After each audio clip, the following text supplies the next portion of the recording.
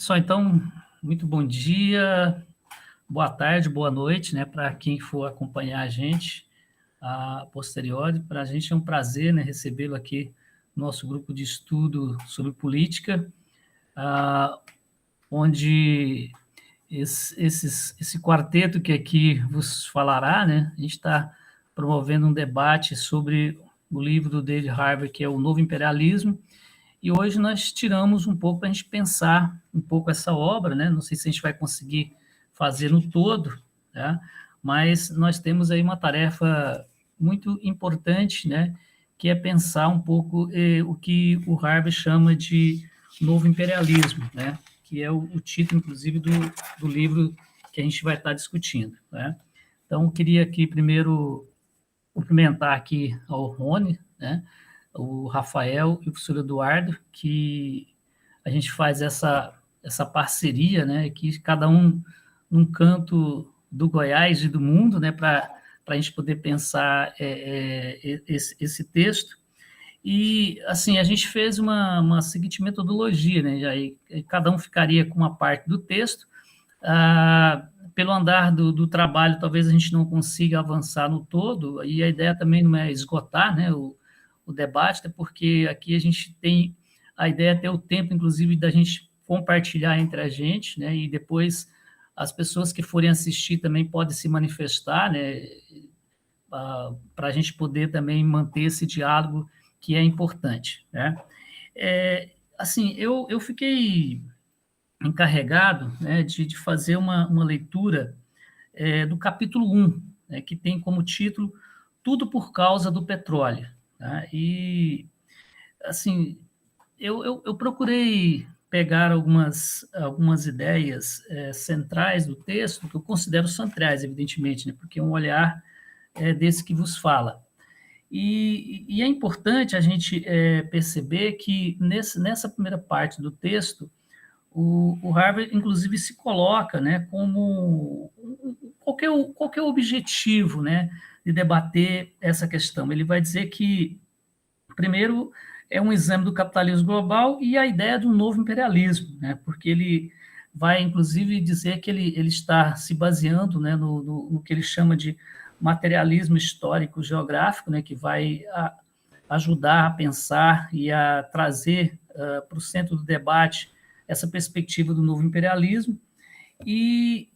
Na verdade, assim, o texto nessa parte inicial do primeiro capítulo, o Harvey vai fazer ajudar a gente a pensar um pouco sobre essa perspectiva do imperialismo, inclusive retomando uma discussão que é o imperialismo inglês, né, que praticamente tem todo esse contexto ali do século XIX e os primeiros tempos ali do século XX.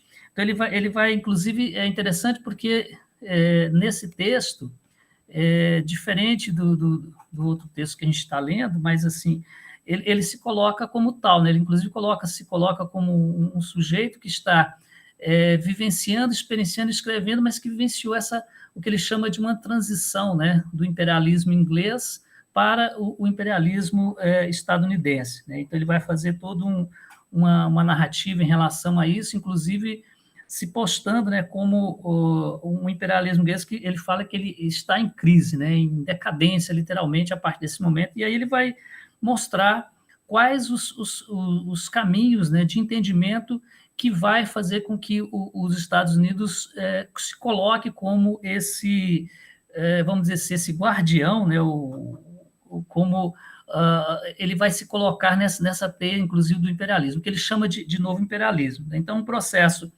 que ele vai dizer que tem a ver com o processo, inclusive, de descolonização, né, e a perda, né, de poder do Império Inglês, né, isso em decorrência do processo de independência, né, das colônias inglesas, e ele fala que o ponto inicial desse debate é a própria retomada, né, e aí a tentativa de retomada do Canal de Suez, lá no meados, nas primeiras décadas do século passado, e que os Estados Unidos, né, vai assumir esse controle a partir desse momento, E aí os Estados Unidos começa a aparecer como esse país que, segundo ele, passa a assumir, né, essa proeminência que a Inglaterra tinha em relação a essa questão desse novo imperialismo, né?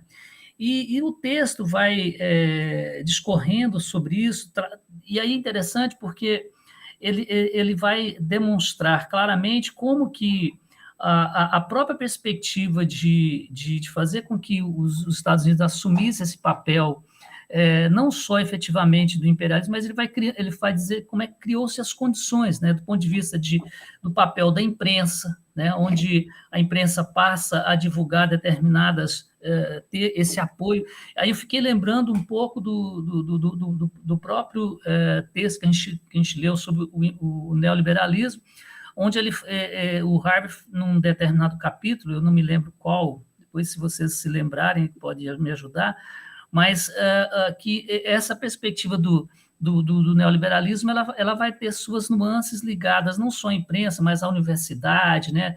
O sistema corporativista, como é que ele vai adentrando. Então, ele vai dizer que a imprensa teve um papel importante, né, de reforçar essa perspectiva de uma ação imperialista dos Estados Unidos, que o Harvey considera como um novo imperialismo, né? Então, ele vai, na medida do possível, fazendo uma descrição, né, de como isso acontece, né? E aí tem uma questão que é interessante, que ele coloca no texto, e acho que é o que marca essa questão, que é justamente pensar essa questão imperialista, que ela se aprofunda principalmente a partir, né, de alguns elementos fundantes, que é principalmente o que aconteceu em 2001, né, com o ataque às torres, né, gêmeas, e que a partir daí, né, segundo ele, os Estados Unidos vai se colocar como sendo o que ele chama de uma paz justa, né, que patrocinada pelo Bush, e que vai, de certa forma, né, coadunar com toda essa lógica imperialista dos Estados Unidos, do ponto de vista de fazer com que as medidas, né, ou as decisões tomadas em nível global, elas pudessem influenciar várias localidades, né? E aí, evidentemente, se esquecendo. E aí, depois, numa determinada parte do texto, ele vai demonstrar para a gente que toda essa perspectiva, vou ler aqui o fio aqui, né? Todos esses desafios que se colocam com relação à implementação dessas bases imperialistas dos Estados Unidos, substituindo, no caso, a Inglaterra, elas têm que ter alguns olhares, segundo ele, né? Primeiro, uma história que aí a gente vai entender, talvez lá no final do capítulo, por que ele colocou como título, né, Tudo pelo Petróleo, né? Eu acho que aí é que ele vai lá no finalzinho do capítulo, que ele vai, desse primeiro capítulo, que ele vai dar uma maior observação em relação a isso. Mas ele vai chamar a atenção para esses aspectos de que existe uma dialética interna, né, na sociedade norte-americana, que vai fazer com que os Estados Unidos pudessem, né, patrocinar todas essas ações imperialistas que ele está colocando. E aí, essa questão aparece principalmente quando, numa parte do texto, o Harvard vai dizer que existem aí história de dois produtos, né, do petróleo. Quer dizer, ele vai inclusive citar o caso aqui da Venezuela, né, quando o Chávez foi apeado do poder, né, houve um golpe de Estado, e os Estados Unidos, através da CIA, praticamente, né, comemorando, né, essa derrocada do Chávez, mas aí ele consegue voltar ao poder e aí tenta-se, como diria, né, tenta se desdizer desse processo, né? Então aí você tem toda essa questão, mas aí acho que o Harvey se colocando como que a importância, inclusive, de pensar a questão do petróleo. Acho que é aí que ele começa a colocar um pouco essa questão de que a partir daquele momento, né, os Estados Unidos se colocando em, por exemplo, atacar o Iraque, né, com uma perspectiva de uma guerra justa. E evidentemente, assim, só para que acho que eu esqueci de falar também, que num primeiro momento dessa ação imperialista dos Estados Unidos, O Harvard vai dizer que, no primeiro momento, alguns presidentes, algumas ações dos Estados Unidos trabalhavam com uma perspectiva de que o imperialismo ele não necessariamente precisaria de ter um conflito de fato, né? Mas com a questão do que eles chamam de um ataque terrorista, né, que aconteceu em 2001, o Bush vai colocar essa luta contra o terror, né, e aí se torna uma propaganda emblemática, né. Eu me lembro, Eduardo, não sei se eu me faço enganado, não sei se talvez o Rony e o Rafael são mais jovens, mas eu lembro que na fala quando aconteceu o ataque às Torres Gêmeas, eu lembro que no pronunciamento do presidente americano, ele fala justamente que é uma guerra justa contra o terror, né? É o bem que deveria vencer o mal. Eu lembro que teve não sei se foi um pronunciamento dele ou se foi um pronunciamento depois da nação, que ele fala que justamente era uma forma do bem vencer o mal, né? Então isso está muito colocado. Então essa guerra ou essa luta contra o Iraque se dava por uma série de questões. E aí o texto, evidentemente, traz aqui mais à frente quais eram essas condições internas que os Estados Unidos estavam sendo colocados. Então, lutar contra o Iraque, né, que inclusive era acusado de que no Iraque a luta seria contra, né, as armas de destruição em massa que o Saddam Hussein tinha lá dentro sendo produzido e tudo mais, e o Harvard coloca, inclusive, em alguns momentos, as próprias contradições, né, que os Estados Unidos, do ponto de vista de, em nome de uma guerra justa contra o terror, né, para poder se alinhar à ideia de que era preciso compatibilizar as ideias de um mundo global, democrático e tudo mais. Então, mas por trás disso existem outros elementos constitutivos, que é a questão do petróleo, que é a questão, inclusive, das armas, né, que passam a ser negociadas à indústria armamentista, como ela também vai se beneficiar em relação a isso. Mas existia um contexto, segundo o Harvard, a partir de 2001, que a gente precisa também observar, né, que os Estados Unidos estavam passando por um processo de recessão, desemprego, né, uma insegurança econômica, escândalos corporativos, né, o que ele chama de erros contábeis de Wall Street, que é essa questão. Então, segundo ele, os saldos desfavoráveis do ponto de vista da balança comercial, né, e com relação, inclusive, às questões das proteções ambientais ignoradas, né?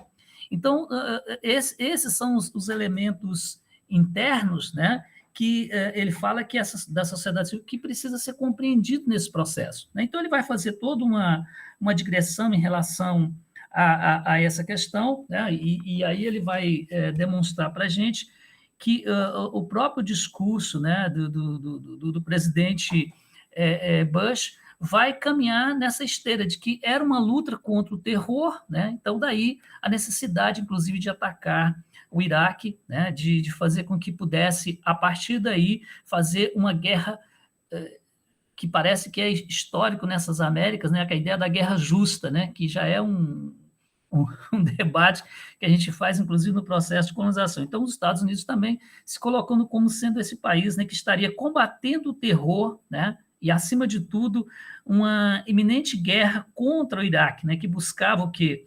Um novo sentido do que ele chama de uma ordem social, né, que é em casa, e submeter, inclusive, a comunidade a esse discurso. Então, isso perpassou muito por essa questão. E depois, para encerrar a minha fala nessa pequena digressão aqui, ele vai mostrar que tudo por causa do petróleo, né? Segundo ele, de fato, toda essa questão também tem a ver com o uso, né, dessa fonte de recurso para poder movimentar, né, que é o petróleo, né? Segundo ele, tudo motivado, a guerra foi motivada pelo petróleo, né? Que ele fala que existe um conjunto de interesses internos e externos no Iraque para pensar, né, essa tese da causa do petróleo, né? Porque existe segundo ele, existe uma condição geopolítica do Oriente Médio e que deveria se aliar, né, ou deveria ser coadunada com a ideia de um capitalismo global, né?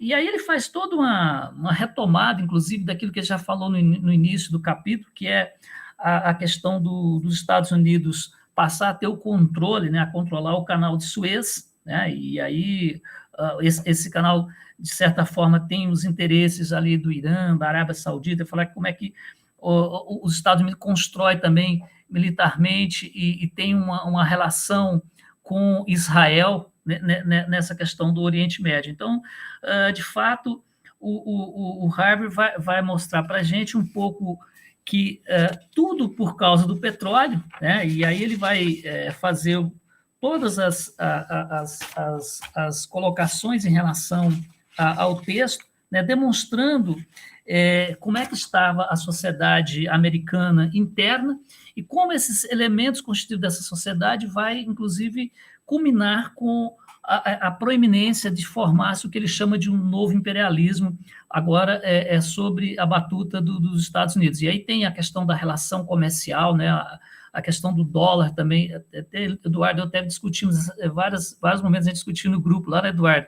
Essa lógica do dólar que passa hoje, talvez, a perder um pouco essa lógica comercial, mas ele foi construído, segundo o Harvard, a partir desse momento, porque, além de ter essa influência comercial, mas também uma influência, de fato, agora com os conflitos que são patrocinados pelos Estados Unidos. Então, de fato, é um pouco isso que o Harvard traz, assim, em rápidas palavras, com relação a esse capítulo. E de fato, ele coloca que essa questão do petróleo, né, e a questão de ter o controle dessas fontes produtivas de petróleo, elas são essenciais, inclusive, para a própria manutenção desse novo imperialismo, que está relacionado a acordos internacionais que são descumpridos, principalmente nos Estados Unidos, e cumpridos, e são obrigados a cumprir determinados países, vide o que aconteceu com o Iraque, né, de certa forma, o Iraque se colocando nesse processo, agora, na luta contra esse terror, né, estava ali um mal que deveria ser batido, né, que deveria ser eliminado. Então, assim, eu não sei se ficou meio confuso, mas foi um pouco o que eu consegui sistematizar desse capítulo, tá? Rafael, o Eduardo e o Rony.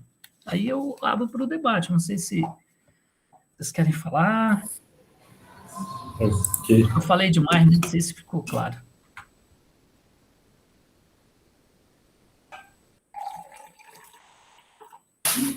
Eu queria só fazer um comentário aqui.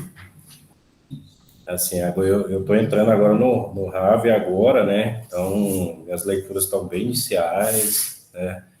Eu estava em outras perspectivas, né? Em outras coisas, né? Mas, assim, o que me achei interessante foi a questão dele comentar sobre a questão do espaço, né? Que o capitalismo teve várias crises, né? E aí, com essas crises que vão acontecendo, o que acontece? O capitalismo, então, ele vai montar um imperialismo para tentar dominar outros espaços, né? Outros lugares, né? Então, porque ele fala que tem uma demanda, né? Existe uma demanda reprimida de mercadoria e tudo mais, e aí, então, existe uma expansão, né? Então, o império vai acabar fazendo isso, né? Se expandindo para tentar sobreviver cada vez mais, né? E cada vez mais gerando crises, né? Então, assim, só um comentário rápido aqui, não sei se eu fiz uma leitura boa nesse sentido.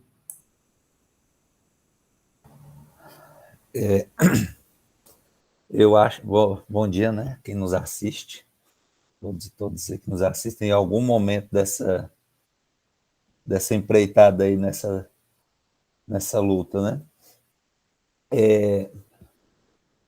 Me parece que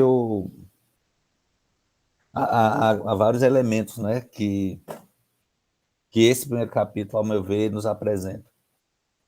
E um deles, assim, que o Harvey vai até desenvolver durante o livro, e para mim é uma coisa que muito difícil compreender, não vou esconder de vocês, essa questão da análise do que a gente, no Ocidente, nós chamamos de Oriente Médio, que na realidade lá eles não chamam desse modo, né? Mas como são sociedades que a gente não tem tanto, tanta informação, então realmente para mim é uma situação que que o desconhecimento me impede de tentar refletir de modo mais sistemático. No entanto, há um elemento que o Harvey coloca, que eu acho que é fundante, é justamente o modo como essa lógica que ele coloca que é tudo em torno do petróleo, mas só isso não justifica, né? Você tem que colocar outros elementos que vão sustentar essa narrativa, ou pelo menos que vão colocar essa narrativa do petróleo como pano de fundo. E aí essa questão do 11 de setembro e essa suposta luta contra o terror, eu acho que ela entra muito bem nesse tipo de narrativa para justificar esses ataques, porque vai ser um elemento de fundo que é o elemento que sustenta, do ponto de vista moral e político, justamente essa busca, né, econômica de conduzir, de coordenar essas ações aí no mundo. E aí 2 aspectos que eu quero colocar nisso primeiro, essa coisa, né, de uma defesa de um Estado democrático, né, porque os Estados Unidos articulam esses elementos da busca do petróleo, da busca do poder financeiro, por meio de um discurso de defensor da democracia, e aí a partir de um determinado tipo de democracia, né? E aí eu penso que é necessário a gente discutir de modo mais profundo, não digo nós aqui nesse momento, né, mas a gente entender de modo mais sistemático, pensar do ponto de vista mesmo dessa divisão dos poderes em determinadas sociedades, como que se organiza e como de fato a gente pensa a democracia, porque a gente for olhar mais sistematicamente e falar que o sonho democrático americano é o sonho para o mundo, como eles querem, a gente está enrolado, porque uma democracia de partido único, que é direita e extrema-direita, né? Resumir assim, mais sistematicamente, os republicanos e os democratas. E aí vem essa pecha toda de defesa da democracia, né? E aí é muito interessante, porque quando ele fala dessa questão do Chaves, até o trecho na página 18, no primeiro parágrafo, que fala assim: é de presumir que somente governos democraticamente eleitos de certo tipo serão tolerados. Então, veja, tem que ser uma determinada lógica democrática, mas no interior de uma certa forma de decisão democrática, né? Então, não basta ser democrático, tem que ser democrático de um determinado modo, idealizado aos moldes dos Estados Unidos e da CIF, em todas essas condições todas. E aí essa democracia também, esse tipo de democracia defendido a partir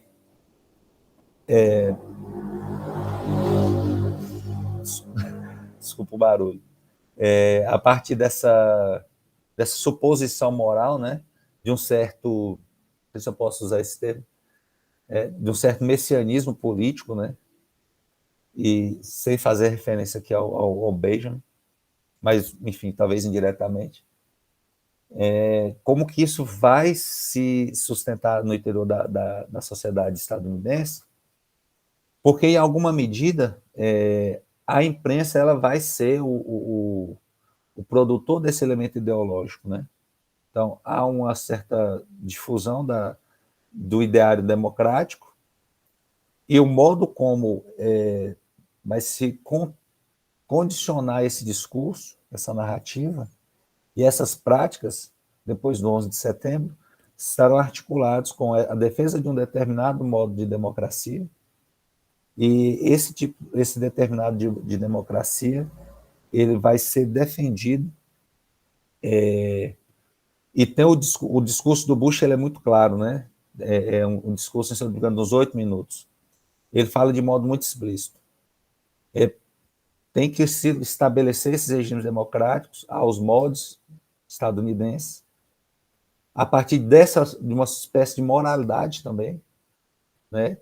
E aí a questão agora e aí a gente vai entrar isso mais à frente no texto, mas nós lemos também isso sobre o neoliberalismo, a fusão dessa mídia, desse discurso democrático com o mercado financeiro e como isso vai estar atrelado com os neoconservadores, né?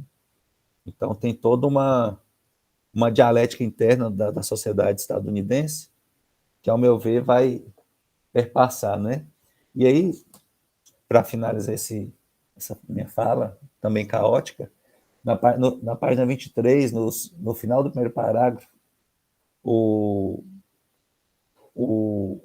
Havel diz assim: em suma, a sociedade civil estava longe de ser civil. A sociedade como um todo parecia estar se fragmentando e perdendo a coesão com alarmante rapidez.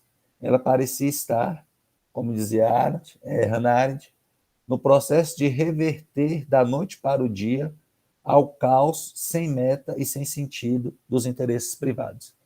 Mas não só dos interesses privados que são fundamentalmente também neoconservadores, né, estarão atrelados aí. Mas, enfim, acho que essas duas questões, né? Essa questão de uma suposta democracia idealizada, atrelada com o modo como a mídia também vai ajudar a sustentar esse discurso, inicialmente também no interior da sociedade estadunidense como um todo. Deixo aí para a gente poder ir pensando.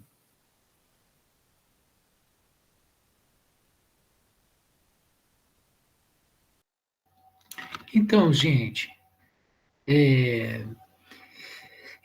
o segundo livro do Harvey que o grupo está estudando, o Valtir já disse, né? A gente leu no ano passado o neoliberalismo do Harvey.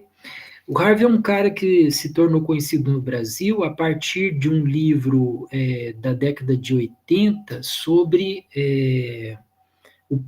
a pós-modernidade. É um autor que todo mundo considera, e ele também se considera na herança do marxismo, mas ele tem uma posição assim livre. Ele é um marxista acadêmico, né? Então ele vai e vem no Marx com bastante liberdade. E esse livro ele foi publicado em inglês praticamente durante o ataque dos Estados Unidos ao Iraque em 2003.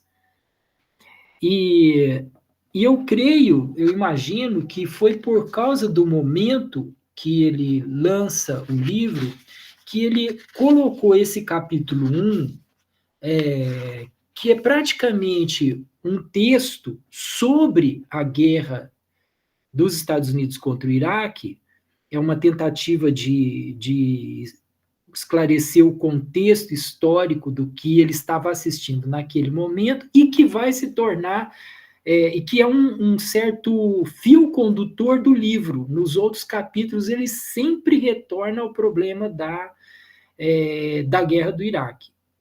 E esse modo de fazer o livro talvez não seja tão didático para nós, que não estamos mais vivendo no contexto da guerra do Iraque, mas naquele momento, para quem leu naquele momento, fazia muito mais sentido do que está fazendo para nós agora. Então, talvez, para quem está assistindo o nosso programa, quem vai assistir depois, essa sensação de que parece que não engrenou a discussão, ela não é tanto do nosso grupo, ela é do próprio livro, né?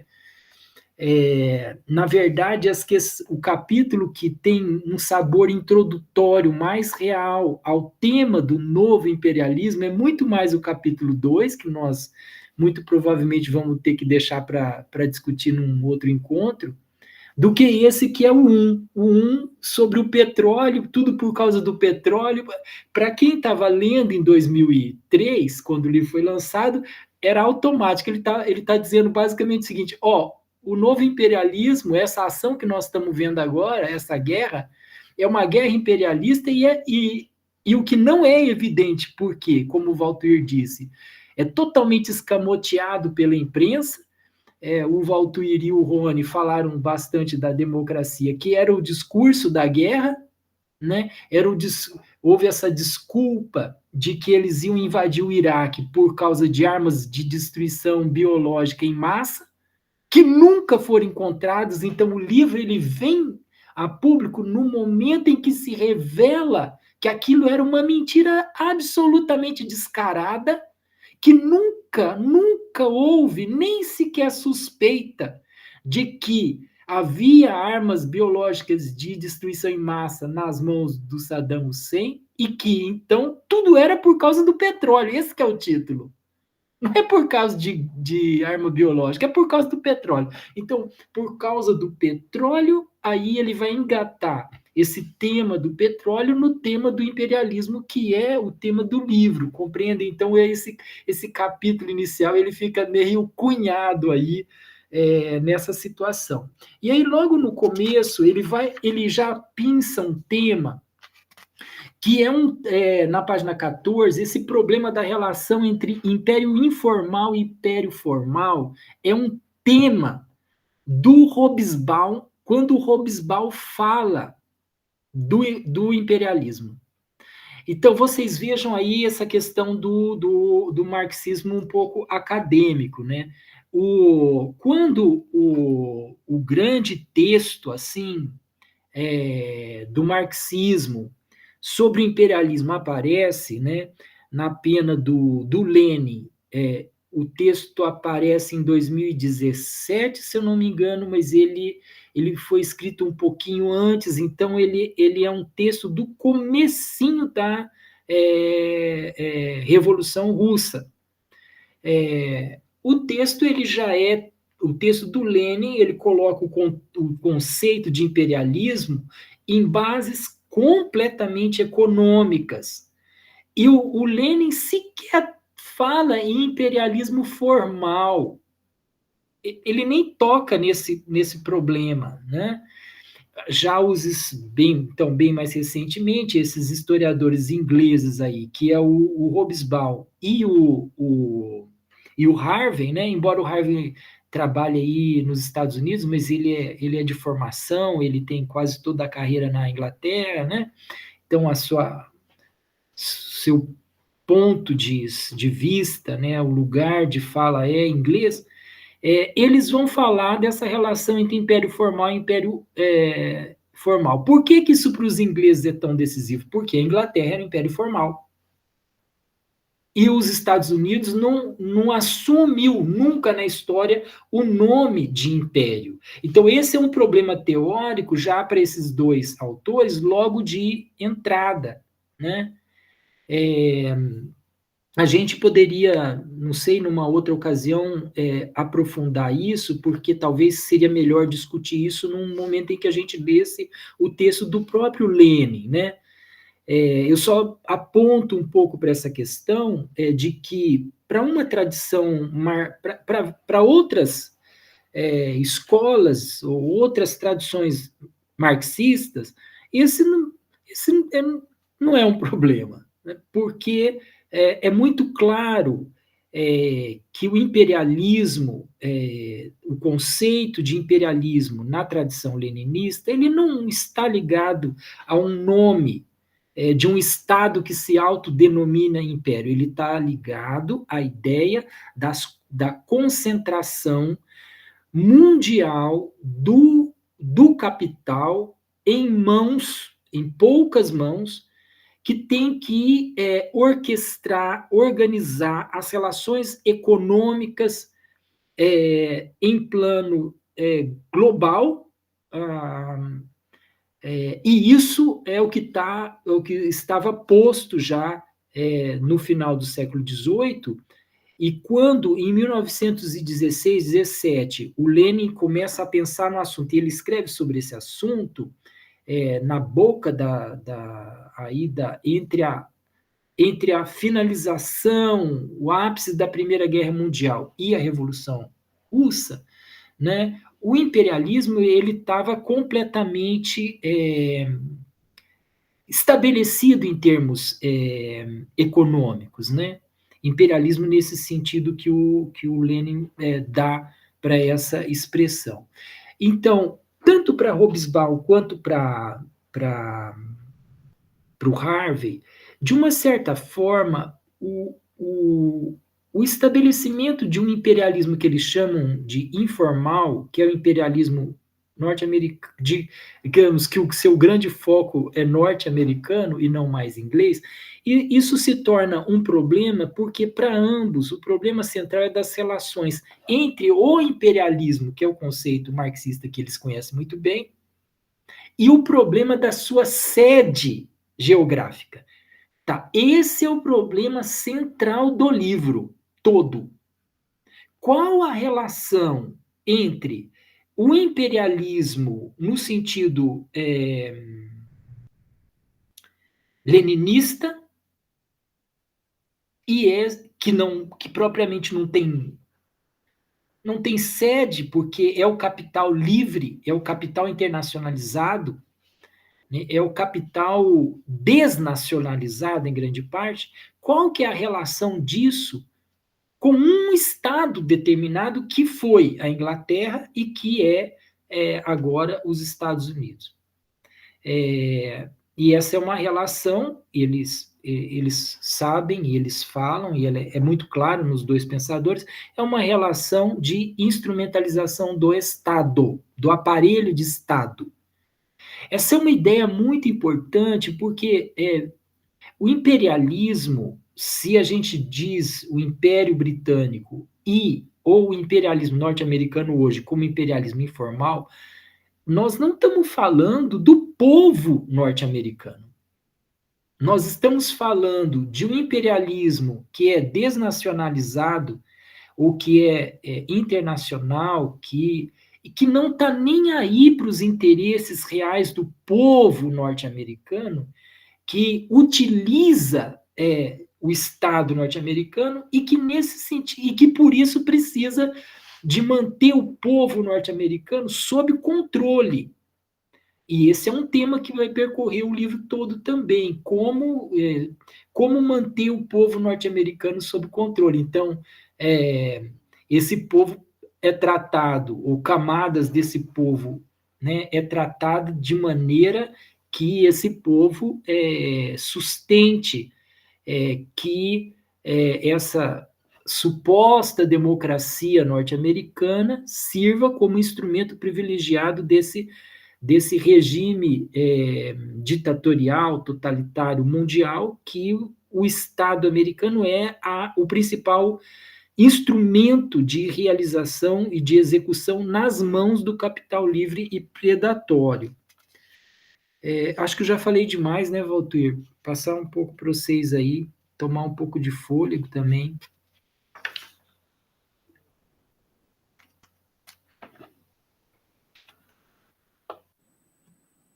Não, Eduardo, tá ótimo.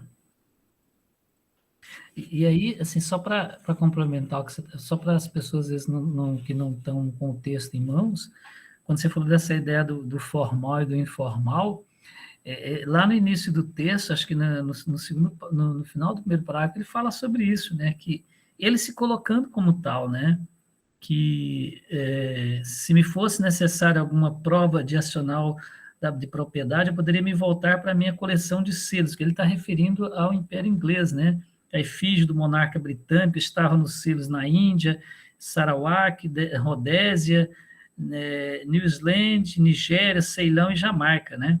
Não obstante, tive de reconhecer que o poder britânico estava em declínio, né? Ele coloca isso lá no início, só para corroborar o que você estava falando, Eduardo, dessa ideia do formal e do informal, né? Como é que ele traz também à tona esse debate.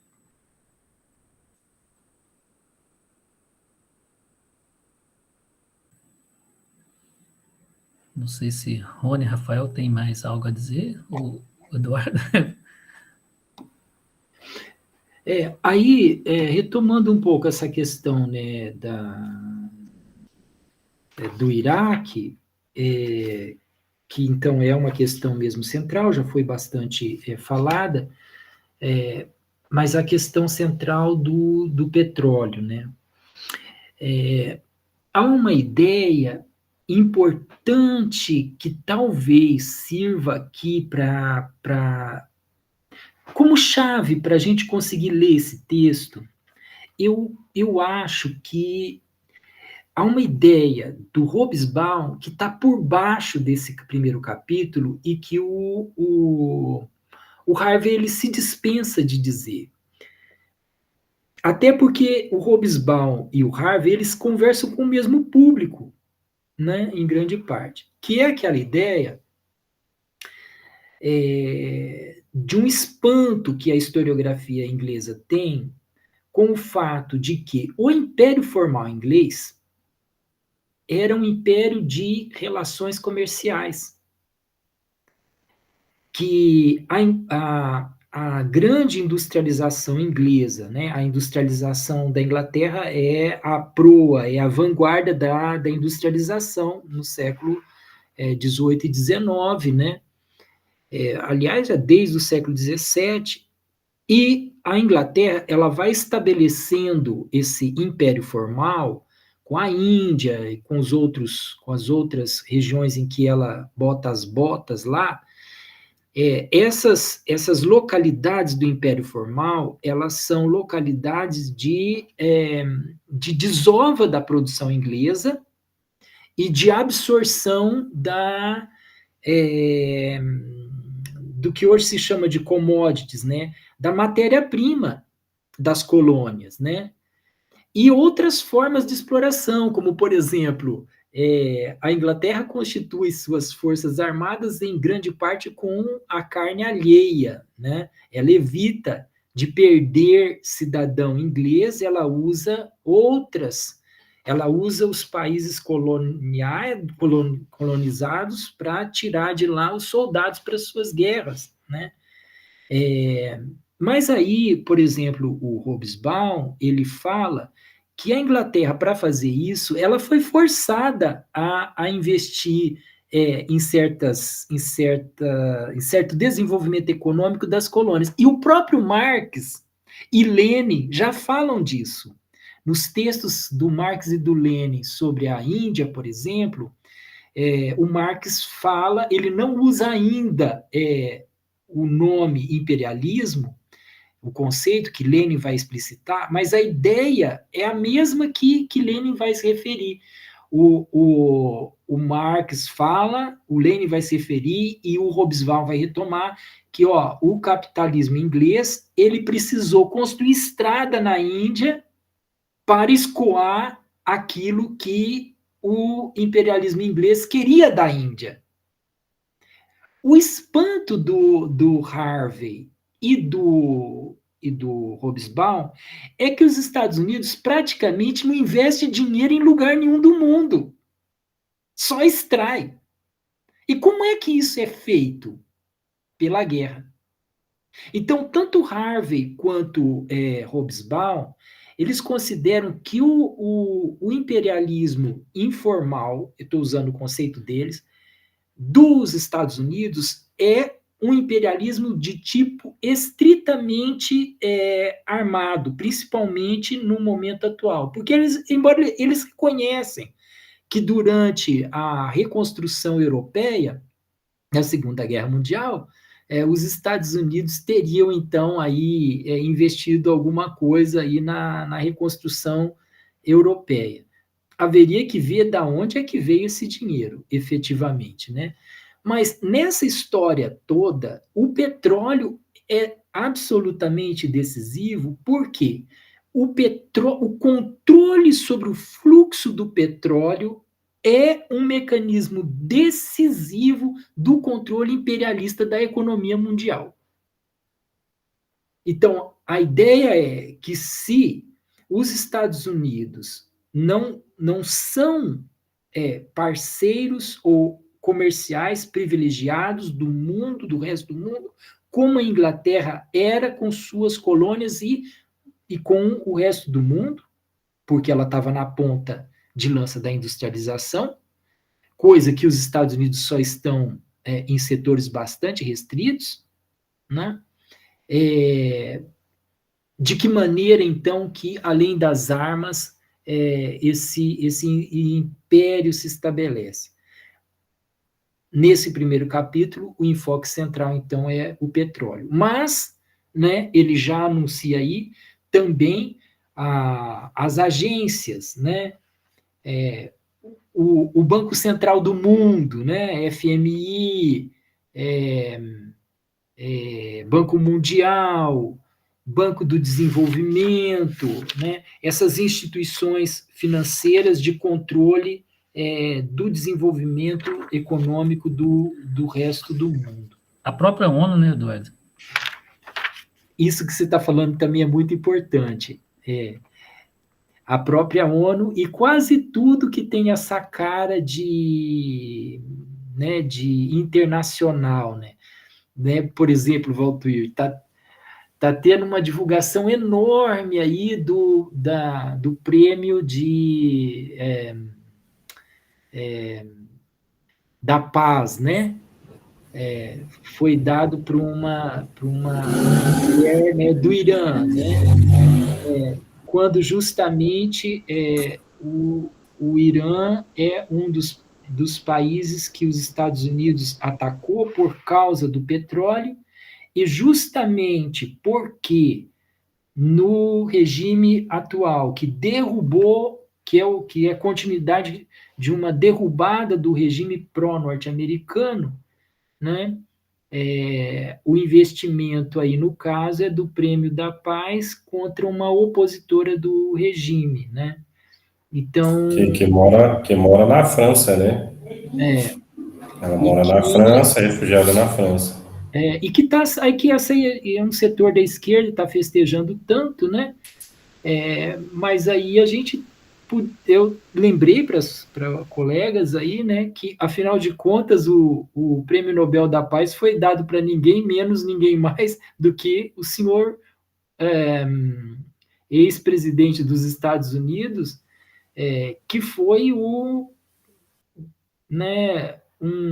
verdadeiro herdeiro da era Bush, estabelecendo guerras imperialistas pelo mundo inteiro. Então, assim, o Prêmio Nobel da Paz para um presidente norte-americano do Partido Democrata, que é o partido mais belicista dos Estados Unidos, eu acho que só isso devia fazer a gente ficar meio desconfiado com relação a esse negócio de Prêmio da Paz, né? Que paz que é essa, né? E esse regime atual do Irã é um regime que está nessa polaridade contra o imperialismo, né? Essa questão aí ela é bem interessante, né? Porque o pessoal mais liberaloide fica aí falando dessa questão mesmo do Putin, né? O Edu está aí vivendo mais de pé, fala sobre essa questão do Putin e tal, que quer resgatar a União Soviética, né?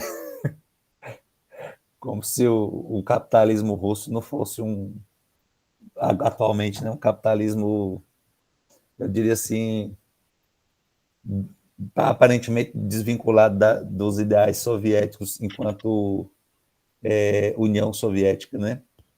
Mas outra coisa que a gente vê bastante, e aí eu queria tocar nessa questão que o Edu falou, né? Sobre a questão do investimento que não há dos Estados Unidos nos outros países, né?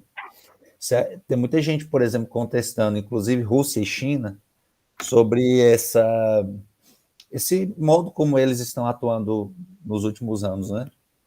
E aí tem gente falando que está se construindo uma espécie de imperialismo, mas se a gente pega, por exemplo, o caso chinês, a China, em todos os lugares que eles estão ocupando os espaços de alguma maneira, a maioria deles também é a troca de investimento e a aplicação da tecnologia chinesa nesses espaços, né?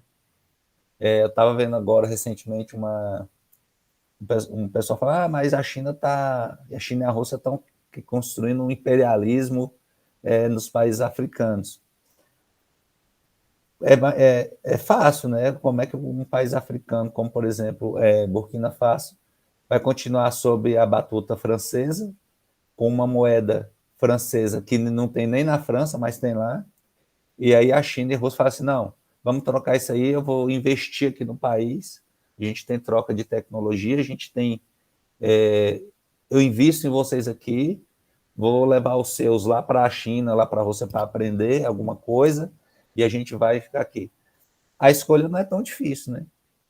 Então, assim, há um modus operandi aí totalmente diferente do como tanto o Estado formal como esse suposto Estado informal que é os Estados Unidos, e especialmente nos Estados Unidos, né? Vide, por exemplo, o Vietnã. O Vietnã foi totalmente assolado pelos Estados Unidos, e tem estadunidenses, relatos de estadunidenses que saem dos Estados Unidos para usar o sistema de saúde do Vietnã, por exemplo, né? Então, assim, eu acho que por isso daí, então, que talvez o Harvey vá usar aquela ideia da expoliação, né? A gente vai ver mais na frente. Eu acho que essa ideia que o Rony está trazendo, é um problema bastante interessante, né? E importante hoje.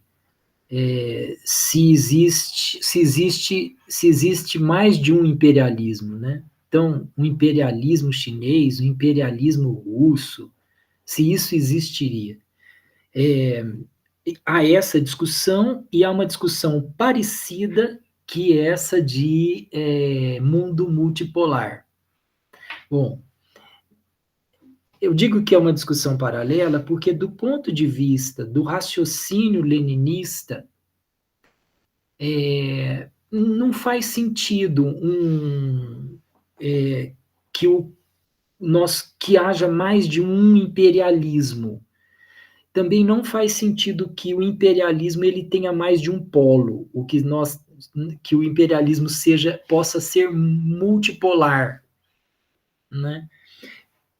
Porque o raciocínio do Lenin é que no capitalismo, na própria medida em que o capitalismo avança sobre algo que não é ainda propriamente capitalista, por exemplo, Voltaire é um cara que estuda a agricultura familiar. A agricultura familiar, ela não é propriamente ainda abocanhada pelo capitalismo, ela é algo externo, ela é algo anterior, né, que vem de uma camada histórica anterior. O capitalismo é um sistema econômico que tende à unidade, por quê? Porque ele coloca todas as relações econômicas em sistema tendentes para a acumulação do capital. Então, o capital, ele tende a se acumular, e esse acúmulo do capital se faz em mãos cada vez mais restritas. Todo o sistema ele está montado para encaminhar essa acumulação do capital. Só que no caminho de fazer isso, há muitas contradições. E de uma certa forma, os capitalismos nacionais, os estados, esse acontecimento moderno, praticamente, que é a construção de certos muros que cercam regiões capitalistas, né, constituiu certas burguesias nacionais. Então, no caminho da unificação do capital em poucas mãos, que são mãos internacionais, supranacionais, há contradições que ocorrem. Entretanto, o foco de decisão, o foco unitário do imperialismo, não tem como ele ser mais de um. E quando há mais de um foco, e nisso o Harvey é muito claro nesse livro dele, quando há mais de um foco, essa ideia é leninista, era essa a ideia de Lenin a propósito da Primeira Guerra Mundial. Quando há mais de um foco se tensionando com o outro, como o imperialismo, como a tendência imperialista do capitalismo é para o uno, essa contradição ela só tem uma solução: a guerra. Então, é por causa da Primeira Guerra que o Lenin consagra, porque não foi ele que inventou, né? Quando a gente lê ali o conceito de imperialismo no Lenin, vocês veem que ele cita uma série de economistas que estão usando o termo. Então, não foi ele que inventou o termo. Mas, para nós, essa síntese, né, do conceito de imperialismo, ela chega, né, no formato que Lenin organizou essa literatura, que era até bastante ampla. O texto do Lenin ele é rico de pesquisa, né? Como o texto do Marx é também, né? Então, é no momento da Primeira Guerra que ele, então, consagra esse conceito, porque esse conceito é o que permite entender a Primeira Guerra. E é esse conceito que permite entender a Segunda Guerra, né? Então, essa ideia de que há um outro imperialismo ou um mundo multipolar, vejam, o próprio Harvey aqui no capítulo 2, vai ficar para uma próxima vez, provavelmente, ele já põe o problema. Ele não usa a expressão mundo multipolar, mas ele fala, justamente porque, como o Rafael falou, o problema da espacial, da regionalização capitalista é central no livro, ele fala, ele se pergunta, né, nesse novo imperialismo, que é o imperialismo capitaneado no Estado norte-americano, ou que usa o Estado norte-americano como instrumento, como arma, como polícia, né?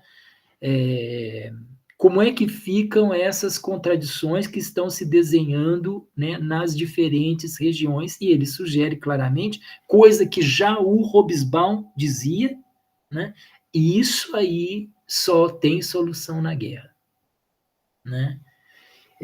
Então, na medida em que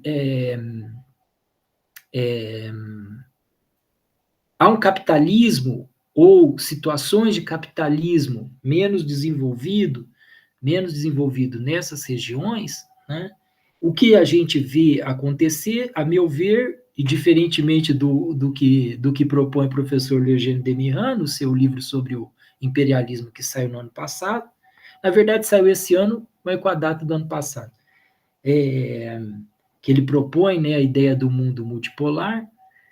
Para mim, no meu entendimento, não tem mundo multipolar e não tem mais de um imperialismo. O que nós temos é um imperialismo e suas contradições, né? Nós temos um imperialismo tentando organizar contra as resistências regionais a força do uno, né? Então, o capitalismo procura organizar para a concentração unitária do capital um domínio que evite esses bolsões regionais de circuito produtivo. Sei, é o que eu dou conta aí de discutir com você, Rony, mas eu acho que realmente que essa é uma discussão prioritária para nós.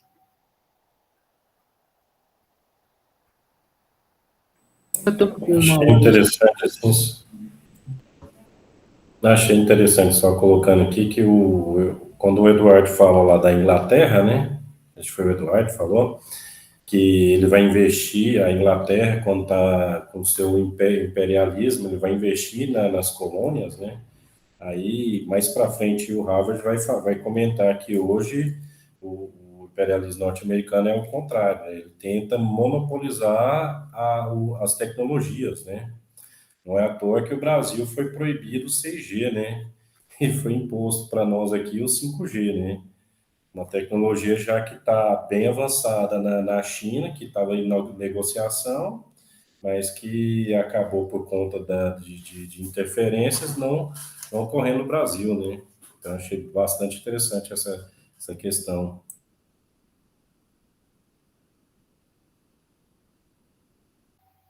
Acho que vamos ficar com o capítulo 1, gente. O que é que vocês estão achando? Eu acho que sim, né, Eduardo? A gente poderia fazer a gente pensar uma nova data, né? Uhum.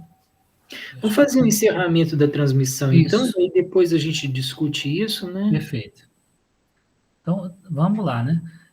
Pessoal, então, assim, queria agradecer aqui a esse grupo, né? O professor Eduardo, o professor Rony, o professor Rafael, para a gente poder agradecer a audiência e que, mesmo que vocês forem assistindo o nosso vídeo, vai dando um like aí para a gente, né? Para registrar o nosso canal, é importante isso, né? Para a gente poder criar essa rede, né? Da gente estudar e compreender o que a gente está vivendo e é isso que nós queremos, né? Então, quero agradecer a todos aqui que nós possamos ter muitos aprendizados, né? E socializados, com certeza. Então, um abraço. Tchau para vocês.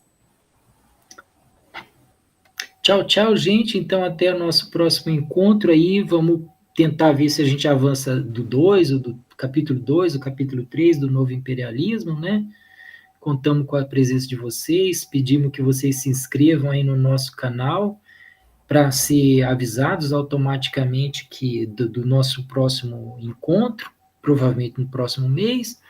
E as atividades do Grupo La Folie dos próximos tempos aí, essa semana mesmo, dia 10, nós vamos estar puxando o Dia Mundial da Saúde Mental, com um ato ali em Goiânia, Valtuir, que vai ter na parte da tarde a fundação da Comissão Parlamentar Mista de Acompanhamento da Saúde Mental no Estado de Goiás,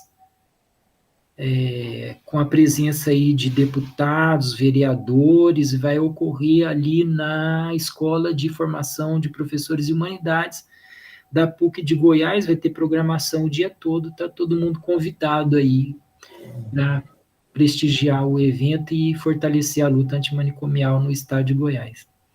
Obrigadão também, Valtuir, Rony e Rafael, um abração para vocês e para todo mundo que vai nos assistir.